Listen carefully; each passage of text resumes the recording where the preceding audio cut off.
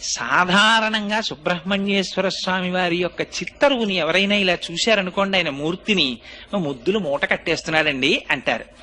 ఎంత అందంగా ఉంటాడంటే ముమ్మూర్తుల వాళ్ళ అమ్మగారి పోలిక. అంటే మరో మాటలో చెప్పాలి అంటే పార్వతీదేవి పోలిక.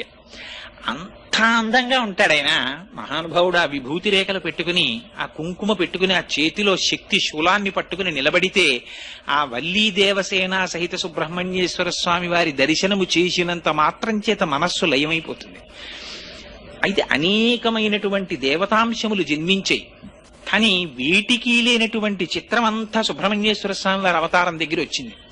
ఎందుచేత అంటే మీరు ఏ గ్రంథం తీసుకోండి, పవిత్ర గ్రంథం శ్రీమద్ రామాయణం తీసుకోండి, బాలకాండలో సుబ్రహ్మణ్యేశ్వర స్వామి వారి అవతారం చెప్తారు. భారతం తీసుకోండి, సుబ్రహ్మణ్యేశ్వర స్వామి వారి గురించి చెప్తారు.